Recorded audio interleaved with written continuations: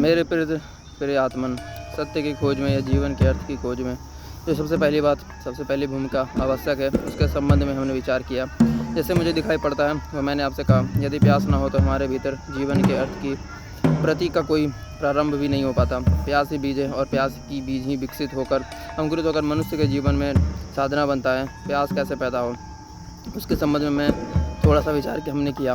जीवन को यदि देखें और जीवन की सच्चाई को देखें तो हमें जिसे हम अभी संतुष्टि मान रहे हैं वो असंतोष के अंकुर शुरू हो जाएंगे, और जिन बातों से अभी हम तृप्त हैं वही बातें हमें अतृप्त कर देंगी, और जो अभी हमें प्रकाश मालूम हो रही है वो अंधकार मालूम होने लगेगा, और जो जीवन मालूम हो रहा है वह मृत्यु के जैसे दिखाई पड़ेगा। अभी जिसे हमने सब कुछ समझा हुआ है प्रतीत होगा वह कुछ भी नहीं है, और हम एक बड़े स्वप्न में हैं। यदि यह प्रतीति ना हो, अगर यह अनुभव ना हो तो प्यास पैदा नहीं होती है। जीवन का दुख और जीवन का मृत्यु में विलीन हो जाना ही मनुष्य के भीतर परमात्मा की खोज बनती है। इस संबंध में हमने विचार किया, और यह भी मैंने आपसे कहा कि अगर इस ओर ध्यान ना जाए, अगर मनुष्य के अंतस की ओर ध्यान की धारा प्रवाहित ना हो तो हमें ज्ञात नहीं हो पाता कि भीतर कौन है। हम केवल उन्हीं बातों को जानने में समर्थ हो पाते हैं जिन ओर हमारे ध्यान की धारा होती है, जिस ओर हमारे चित्त की धारा होती है, जिस ओर हमारे अंतस की दृष्टि होती है, वह ही केवल सत्तावान हो जाता है, और जिस ओर हमारे अंतस की दृष्टि नहीं होती है उसी की सत्ता खो जाती है। एक छोटी सी कहानी में कहूँगा और फिर आज की चर्चा प्रारंभ करूँगा। एक मुसलमान बादशाह के जीवन का उल्लेख है। वह जंगल में शिकार को गया, सूरज ढल गया, सांझ हो गई, वह गाँव नहीं लौट पाया, रास्ता भटक गया। तो उसने जंगल में ही एक पगडंडी पर बैठकर संध्या प्रार्थना की। जब वो संध्या प्रार्थना करने बैठा ही परमात्मा की इबादत के लिए उसने सिर को झुकाया ही है कि ये भागती हुई युवती उसके धक्का देती हुई करीब उसके प्रार्थना के वस्त्र पर से निकलती हुई जंगल की ओर चली गई। उसे बहुत क्रोध आया और उसने मन को हुआ कि वह कैसी नासमझ, कैसी अशिष्ट स्त्री है। इसे यह भी नहीं पता कि कोई प्रार्थना कर रहा है, फिर इसे यह भी ध्यान नहीं है कि देश का बादशाह प्रार्थना कर रहा है और उसे धक्का नहीं देना चाहिए। जब वह प्रार्थना करके उसने पाया वह स्त्री वापस लौट रही है, उसने उसे रोका और कहा, यह कैसी बदतमीजी है, यह कैसी अशिष्टता है, यह कैसी संस्कार शून्यता है। देश का बादशाह प्रार्थना कर रहा है और उसे धक्का देते हुए जाया जाए। फिर अगर वह बादशाह न भी हो तो भी कोई दूसरा मनुष्य प्रार्थना कर रहा हो तो उसके पास संकोच से उसे धक्का देते हुए निकलने की अशिष्टता नहीं होनी चाहिए। उस युवती ने कहा, क्या आप रास्ते में प्रार्थना कर रहे थे? मुझे पता ही नहीं, मैं अपने प्रेमी से मिलने जा रही थी। मुझे कुछ पता नहीं कि रास्ते में कौन था और कौन नहीं था, मुझे कोई दिखाई नहीं पड़ता, मैंने अपने आप को नहीं देखा। लेकिन उस युवती ने कहा, मुझे हैरानी होती है, आप प्रभु की प्रार्थना कर रहे थे और आपको मेरे धक्के का पता चल गया। अगर वह प्रभु की प्रार्थना थी और आप ध्यान प्रभु की ओर था तो मेरे धक्के का बोध नहीं होना चाहिए था। तो मैं तो अपनी प्रेमी के पीछे पागल थी, तो मुझे आपका कोई पता नहीं चला कि आप इतने भी पागल परमात्मा के लिए नहीं थे। मेरी प्यास तो अपने प्रेमी की तरफ थी, इसलिए मुझे कुछ भी दिखाई नहीं पड़ा। लेकिन आपकी प्यास पर क्या परमात्मा की ओर इतनी गहरी नहीं थी कि आपको मेरे निकलने का बोध ना होता? निश्चित ही अगर बोध हमारा एक ओर हो, दूसरी ओर से बोध विलीन हो जाता है। और यदि प्रार्थना में कुछ और भी अनुभव हो रहा है तो जानना चाहिए कि वह प्रार्थना झूठी है। बोध जिसे ओर हो जाता है केवल उसी तरफ की सत्ता को प्रकट कर देता है, शेष सारी सत्ता शून्य हो जाती है। हमारा बोध भीतर की ओर नहीं है, इसलिए आत्मा हमें प्रतीत होती है नहीं कि, और संसार प्रतीत होता है कि है। यदि बोध भीतर की ओर हो जाए तो हमें दूसरा सत्य ज्ञात होगा कि संसार नहीं है और आत्मा है, और अगर बोध हो दोनों ओर संयुक्त हो जाए तो हमें ज्ञात होगा संसार की भी सत्ता है और आत्मा की भी सत्ता है। जीवन में केवल वही अनुभव होता है जिस ओर हमारा बोध प्रविष्ट हो जाता है। वह बोध कैसे विकसित हो उसका ही हम विचार कर रहे हैं। मैंने पहली बात कही, प्यास चाहिए, मैं समझता हूँ और आप समझे होंगे, लेकिन अकेली प्यास हो तो कभी काफ़ी नहीं है, क्योंकि प्यास गलत रास्तों पर भी ले जा सकती है। ज़रूरी नहीं है कि प्यास आपको सरोवर की तरफ ही ले जाए, यह भी हो सकता है कि प्यास आपको सरोवर के विपरीत ले जाए, क्योंकि प्यास अकेली मार्गदर्शक नहीं है। बहुत लोगों को तो प्यास ही नहीं होती है, फिर भी जिनको प्यास होती है उनमें से बहुत से लोग प्यास के कारण गलत रास्तों पर भी चले जाते हैं। प्यास और ठीक रास्ता हो तो ही जीवन में कुछ उपलब्ध होता है। तो दूसरे चरण में मैं मार्ग पर विचार करना चाहता हूँ। प्यास हो, लेकिन मार्ग क्या है जिसके माध्यम से प्यास की तृप्ति हो सके? साधारणतः हमारा प्यास हमें गलत ले जाती है। सारी दुनिया में प्यास लोगों को गलत रास्तों पर ही ले गई है। जब कोई मनुष्य परमात्मा के लिए प्यासा होता है तो हम पाते हैं उसे मंदिर जाना शुरू कर दिया, या मस्जिद जाना शुरू कर दिया, या चर्च जाना शुरू कर दिया। हम देखते हैं एक आदमी परमात्मा में उत्सुक हुआ है तो वह मंदिरों और मस्जिदों और चर्चों में उत्सुक हो जाता है। लेकिन मनुष्य का इतिहास बताता है कि मंदिर और चर्चों और मस्जिदों में जाने वाले लोग परमात्मा को तो शायद ही उपलब्ध हुए हैं। मनुष्य को खंडित करने में, मनुष्य को नुकसान पहुंचाने में, मनुष्यता को तोड़ देने में ज़रूर उपयोगी हुए हैं।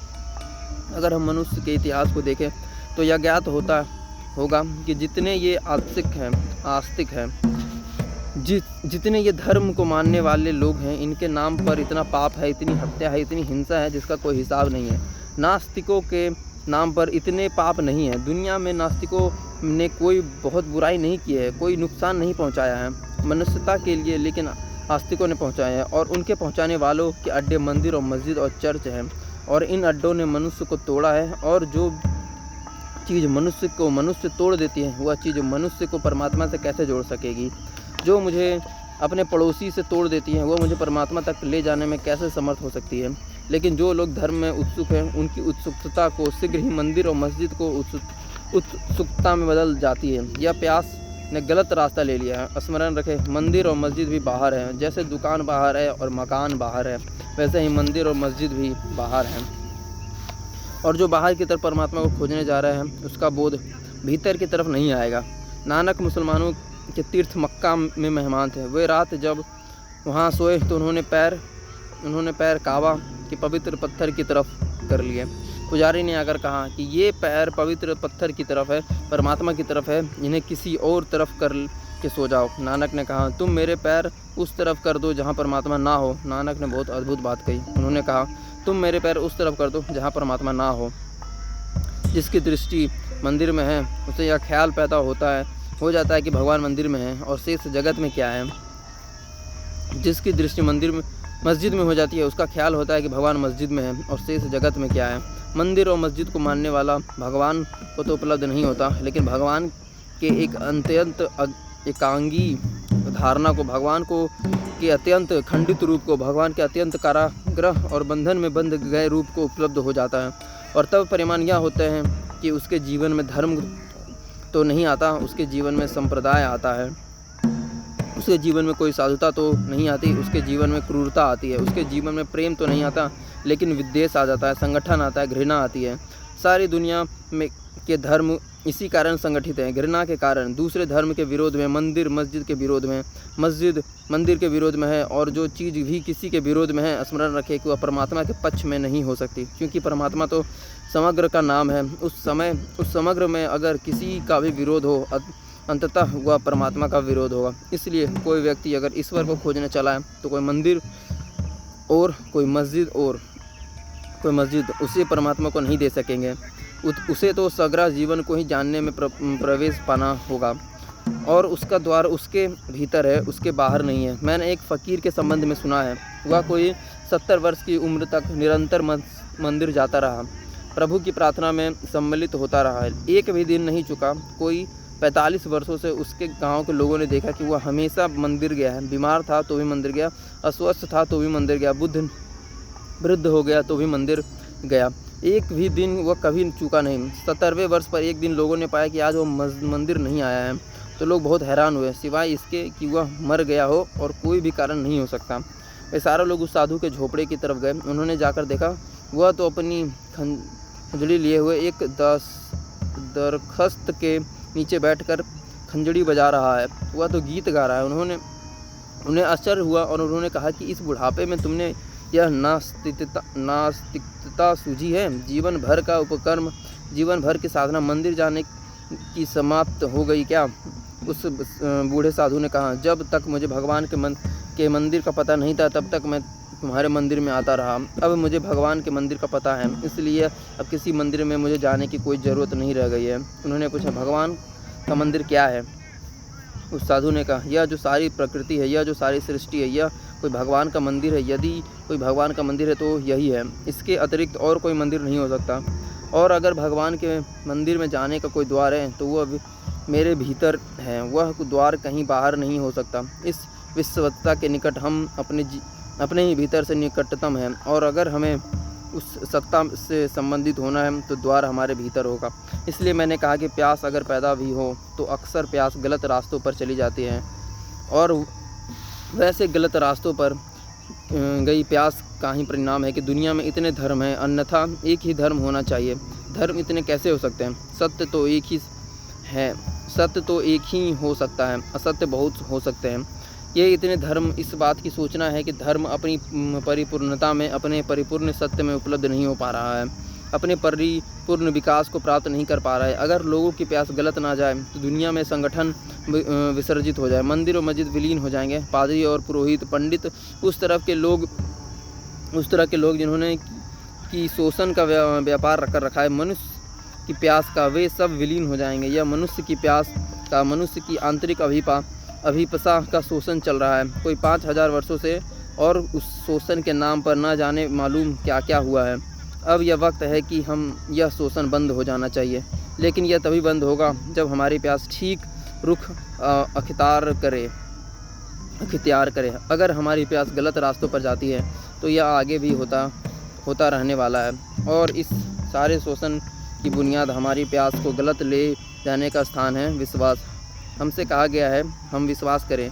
3-4 हज़ार वर्षों से यही बात दोहराई गई है कि हमें विश्वास करना चाहिए। गीता पर, कुरान पर, बाइबल पर, महावीर पर, बुद्ध पर, कृष्ण पर, क्राइस्ट पर विश्वास करना चाहिए। हमें खुद विवेक करने की कोई ज़रूरत नहीं है। हमें दूसरे लोगों को स्वीकार कर लेना चाहिए। यह बहुत आत्मघाती बात है, और जिस मनुष्य को सत्य को खोजना हो उसका रास्ता विश्वास का रास्ता नहीं हो सकता। विश्वास का रास्ता तो अज्ञान का और अंधकार का रास्ता है, और जो भी विश्वास कर लेता है वह अपनी गति को अपने हाथ से कुंठित कर लेता है। वह अपने पैरों को अपने हाथ से काट लेता है। आपने कभी किसी विश्वास करने वाले व्यक्ति को सत्य को उपलब्ध होते देखा है? आज तक यह नहीं हुआ और यह आगे भी नहीं हो सकता। विश्वास कोई रास्ता ही नहीं है, और विश्वास के ही दृष्टि परिणाम हुए हैं। विश्वास का दृष्टि परिणाम यह हुआ है कि हमें बिना ज्ञान के ज्ञानी होने का भ्रम और दंभ पैदा हो जाता है। हम में से अधिक लोग आत्मा को मानते होंगे, अधिक लोग ईश्वर को मानते होंगे। अगर मैं आपसे पूछूं कि यह मान्यता आपके ज्ञान पर खड़ी है या आपके अज्ञान पर खड़ी है, यह आपने जाना है कि स्वीकार कर लिया है, यह दूसरे लोगों ने आपसे कहा है कि आपकी अपनी अनुभूति से निष्पन्न हुआ है। अगर आप दूसरों की कही हुई बात है, चाहे वो माँ बाप हों, चाहे पुरानी पीढ़ी हो, चाहे बहुत बड़े महापुरुष हों, अगर दूसरों की कही हुई यह बात है तो स्मरण रखिए, दूसरों की आंखों से ना कोई देख सकता है और ना दूसरों के पैरों से कोई चल सकता है। तो दूसरों का ज्ञान आपका ज्ञान कैसे हो सकता है? दूसरों का ज्ञान आपको ज्ञान होने का भ्रम दे देगा और आप अज्ञान में ही खड़े रह जाएंगे। जो मनुष्य भी विश्राम कर लेता है, विश्वास कर लेता है, वह जीवन को अज्ञान में समाप्त कर देता है। विश्वास से कोई कभी बिलीफ से दूसरों पर आस्था पर लेने की कोई कभी नहीं पहुंचता है, और इसके घातक परिणाम हुए हैं। 1917 में रूस में क्रांति हुई। क्रांति के पहले वह मुल्क धार्मिक मुल्क था। जैसे हम धार्मिक हैं, ऐसा ही वह भी धार्मिक था। वहाँ भी चर्च थे और मंदिर थे और मस्जिदें थी, और वहाँ के लोगों ने भी उनमें पूजा करते थे और प्रार्थना करते थे, और वहाँ के लोग भी कुरान और बाइबल को पढ़ते थे। 1917 में क्रांति हुई। 20-25 वर्षों तक निरंतर वहाँ की हुकूमत ने यह प्रचार किया कि ना कोई ईश्वर है, ना कोई आत्मा है, ना कोई प्रलोक है, ना कोई कर्म है, ना कोई पुनर्जन्म है। 20 वर्षों के प्रचार से 20 करोड़ लोगों ने मान लिया कि कोई ईश्वर नहीं है, कोई आत्मा नहीं है, कोई परमात्मा नहीं है। आप कहेंगे ये बड़े पागल लोग हैं, लेकिन मैं आपको कहूँ वे पागल नहीं हैं। उनको विश्वास की आदत दिलाई गई है। 5000 वर्षों से उन्हें समझाया गया था कि विश्वास करो। विश्वास की उनकी आदत थी। उन्होंने नया प्रचार किया गया, उन्होंने उस पर भी विश्वास कर लिया। अगर इस मुल्क में कम्युनिज़म आएगा, अगर इस मुल्क में कम्युनिज़म आएगा, इस मुल्क के सारे मंदिर जाने वाले लोग, यही मंदिर जाने वाले लोग मंदिर का विरोध में खड़े हो जाएंगे। यदि यही मूर्ति को पूजने वाले लोग मूर्ति को तोड़ने वाले बन जाएंगे, क्योंकि इनकी आदत विश्वास करने में है। जो भी इनसे कहा जाए उसको ये विश्वास कर लेंगे। अभी ये ईश्वर पर विश्वास करते हैं, कल ये ईश्वर के ना होने पर विश्वास कर लेंगे। इनकी आदत विश्वास की है। इन्हें कुछ भी विश्वास कराया जा सकता है। कोई भी झूठ, कितना भी बड़ा झूठ अगर प्रचारित किया जाए तो ये लोग विश्वास कर लेंगे। आपको ईश्वर सत्य हैं, आपके लिए ईश्वर सत्य है। आप एक बड़े झूठ पर विश्वास किए हुए हैं। आपके लिए तो झूठ है। जिन्होंने जाना होगा उनके लिए सत्य होगा, लेकिन आप विश्वास किए हुए हैं कि ईश्वर है और आपको उसका कोई पता नहीं है, और आप विश्वास किए हुए हैं कि आत्मा है और आपको आत्मा का कोई भी पता नहीं है, और आप विश्वास किए हुए हैं कि अगला जन्म है और आपको अगले जन्म का कोई भी पता नहीं है। आप बड़ी से बड़ी झूठों पर विश्वास किए होंगे, और जो मस्तिष्क झूठ पर विश्वास करता है वह सत्य को कैसे पा सकेगा। अगर कल आपको दूसरी झूठ कही गई, आप उन पर भी विश्वास कर लेंगे। जर्मनी में हिटलर ने बहुत से झूठे प्रचारित किए। उसने अपनी आत्मकथा में लिखा कि कितने ही बड़ी झूठ हो, अगर बार बार प्रचारित किया जाए लोग उसे मान ही लेते हैं। और यह सच है। हिटलर ने लोगों को समझाया कि जर्मनी का सारा पतन यहूदियों के कारण हुआ है, सारा पाप यहूदियों के सर पे है। जर्मनी हारता है तो यहूदियों के पाप के कारण हारता है। उसके मित्रों ने भी उससे कहा यह क्या पागलपन की बात है, यह बिल्कुल असत्य है, इसमें कोई तुक, कोई संगति नहीं है। लेकिन हिटलर ने कहा फिक्र मत करो, प्रचार करने से असत्य सत्य हो जाता है।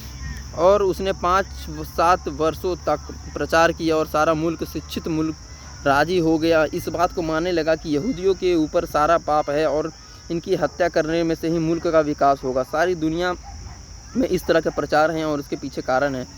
हमें विश्वास का जो आधार बिठाया गया है कि हम मान लें। मैं चाहता हूं कि धर्म का संबंध विश्वास से टूट जाना चाहिए। मैं चाहता हूं कि धर्म का संबंध विश्वास से टूट जाना चाहिए। अगर आपकी प्यास को सम्यक मार्ग लेना है तो वह विश्वास के मार्ग नहीं होगा, वह विवेक का मार्ग होगा। जो भी विश्वास कर लेता है, सच पूछिए हम क्यों विश्वास कर लेते हैं।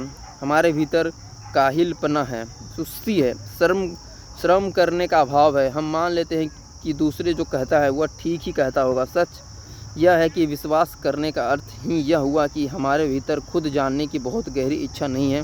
इसलिए हम दूसरों के कंधे पर हाथ रखकर यह स्वीकार कर लेते हैं कि तुम हमें मार्ग दिखाओ। लेकिन यह कभी संभव है? कभी संभव है?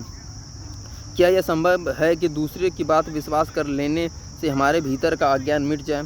हम कितने ही गहरेपन से विश्वास करें, कितना ही दृढ़ विश्वास करें, हमारा अज्ञान कैसे मिटेगा?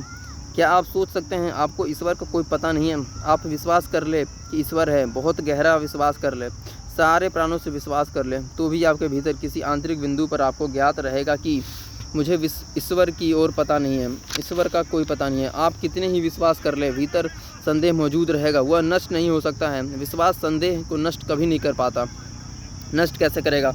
विश्वास का संदेह से कोई विरोध ही नहीं है। विश्वास तो उस भांति है जैसे किसी आदमी को बीमारी हो जाए और उसे कपड़ों से अपने को ढक ले और सोचे कि बीमारी ख़त्म हो गई है। जैसे किसी को बहुत गहरा फोड़ा हो जाए, किसी को कैंसर हो जाए, नासूर हो जाए, वह अच्छे अच्छे फूलों से उसको ढक ले और सोचे कि मेरी बीमारी ख़त्म हो गई है। विश्वास तो ऊपर से ढक लिया जाता है, लेकिन भीतर की रुग्णता, भीतर का अज्ञान उससे कैसे मिटेगा? विश्वास तो वस्त्रों की भांति है, वह आपको प्राणों के परिवर्तन नहीं कर सकता है। प्राणों का परिवर्तन तो विवेक से आएगा, स्वयं के अंत विवेक से आएगा, स्वयं की प्रज्ञा के जागने से आएगा। इसलिए विश्वास मार्ग नहीं है। लेकिन आपको तो समझाया गया है कि विश्वास मार्ग है, और हमको तो कहा गया है कि जो विश्वासी है वही स्वर्ग पहुंच पाएंगे, जो विश्वास नहीं करते उनके लिए स्थान नर्क होगा। और हमको तो कहा गया है कि विश्वास नहीं करोगे तो नष्ट हो जाओगे। ये बातें बिल्कुल झूठ हैं, ये बातें झूठ हैं और किसी चीज़ को प्रचारित करने के लिए बार बार कही गई है। विश्वास से कोई कहीं भी नहीं पहुंच सकता, क्योंकि विश्वास संदेह का विरोध नहीं है।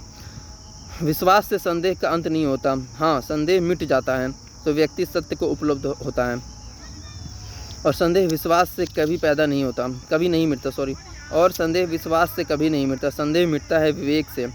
इसे थोड़ा समझें। संदेह भीतर पैदा होता है और विश्वास बाहर से आता है।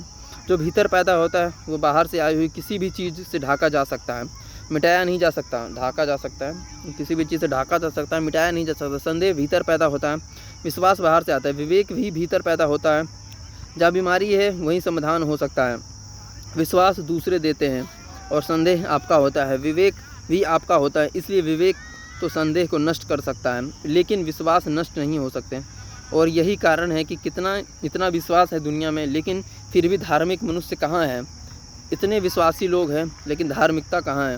विश्वास से पैदा हुई धार्मिकता बिल्कुल झूठी होगी, और ना केवल झूठी होगी बल्कि मनुष्य को एक गहरे पाखंड में भी ले जाने का कारण बन जाती है। जो व्यक्ति भी किसी दूसरे पर विश्वास करता है, विश्वास के कारण उस तरह का आचरण करने का प्रयोग करने लगता है। आचरण उसका थोपा हुआ होता है। आचरण उसका थोपा हुआ होता है। हर आदमी इस भ्रांति के दो खंडों में टूट जाता है। एक उसकी अपनी असलियत होती है और उसका विश्वास से लादा हुआ आचरण होता है। इन दोनों मनुष्य के भीतर बड़ी कलह शुरू हो जाती है। ये दोनों हिस्से आपस में लड़ने लगते हैं। आप अपने भीतर देखो तो आपको पता चलेगा। आपका विश्वास और आपका व्यक्तित्व दोनों निरंतर लड़ रहे हैं। आपका विश्वास होगा अहिंसा सत्य है। आपका व्यक्तित्व कहता है हिंसा सत्य है। आपका विश्वास है सत्य बोलना ठीक है। आपका व्यक्तित्व कहता है असत्य बोलना ठीक है। आपका विश्वास कहता है ब्रह्मचर्य ठीक है। आपका व्यक्तित्व कहता है कि सेक्स ठीक है। आपके भीतर निरंतर कलह है और जो मस्तिष्क बहुत कलह में होता है वह मस्तिष्क धीरे धीरे जड़ हो जाता है। उसकी चेतना, उसकी चैतन्य की शक्ति कम शून्य हो जाती है। और जिसकी चैतन्य की शक्ति कम हो जाए वह ईश्वर को, यह सत्य को कैसे जान सकेगा। विश्वास आपको कलह में डालते हैं और यही कारण है कि जितनी संभवता विकसित हो जाती है उतनी मानसिक कलह बढ़ जाती है। क्योंकि विश्वास खूब प्रचारित करने के उपाय हमारे पास हो गए हैं। विश्वास को खूब प्रचारित किया जा सकता है, लोगों के मनों में डाला जा सकता है। विश्वास वहाँ पहुँचाया जा सकता है। उनका व्यक्तित्व जैसा था वैसा ही बना रहेगा। परिणाम यह होगा कि वे सारे आंतरिक कलह में है, एक इनर कॉन्फ्लिक्ट में पड़ जाएंगे। आपके भीतर लड़ना शुरू कर देंगे। और जो अपने भीतर 24 घंटे लड़ता है वह या तो विशिष्ट हो जाएगा विस्तृप्त हो जाएगा या पाखंडी हो जाएगा।